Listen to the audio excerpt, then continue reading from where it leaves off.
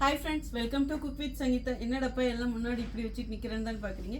இதை எல்லாமே வறுத்து வச்சுருக்கிறேன். என்னன்னு பார்த்தீங்கன்னா ராகி சாக்கோ மால்ட்டுக்காக. ஸோ உங்களுக்கும் நம்ம ராகி சாக்கோ மால்ட் வேணும்னா வெப்சைட்லேயே ஆர்டர் பண்ணலாம், வாட்ஸ்அப்லேயும் ஆர்டர் பண்ணலாம்.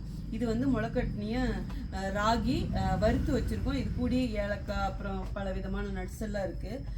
மெயின் இதுக்கு ராகி சாக்கோ மால்ட் இல்லைங்களா, அதனால கொக்கோ பவுடர் போடணும்.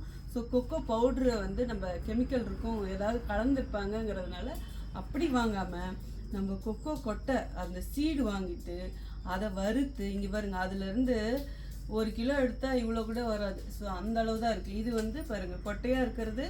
இது நம்ம கொட்டையில் இருக்கிற அந்த மேலே இருக்கிற சீடில் இருக்கிற அந்த தோல் எடுத்ததுக்கப்புறம் இந்த மாதிரி இருக்கும்.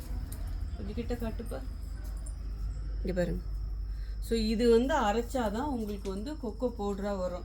இது ஒரிஜினலுங்கிறதுனால இதில் ரொம்ப ஸ்ட்ராங்காக இருக்கும். அதனால ரொம்ப ஓவராகவும் போட்டிங்கன்னா கசப்பு தன்மை வந்துடும். ஸோ அதுக்கு தகுந்த மாதிரி போடணும். கடையில் பார்த்திங்கன்னா இந்த கொக்கோ பவுடர் அரைக்கும் போது இதில் காம்பனண்ட் அந்த மாதிரி சில பொருள்லாம் போடுவாங்க. எதுக்காகனா இதில் இருக்கிற அந்த கசப்பு தன்மை குறைக்கிறதுக்கு. உங்களுக்கே தெரியும், சாக்லேட்டுக்கு இந்த கொக்கோ சீடு இல்லாமல் பண்ண மாட்டாங்க. இதுதான் மெயின் இன்க்ரீடியண்ட்டு. பட் அந்த மாதிரி ஒரு சின்ன பசங்க கூட ரசித்து குடிக்கிறதுல நம்ம இந்த மாதிரி ஒரு ஒரிஜினலாக போடணுங்கிறதுக்காக நான் இந்த மாதிரி பண்ணுறேன். ஸோ தாராளமாக என்னை நம்பி வாங்கலாம். உடனே போய் ஆர்டர் பண்ணுங்கள். அடுத்த வீடியோவில் பார்க்குறேன். See you, bye bye. Love you all.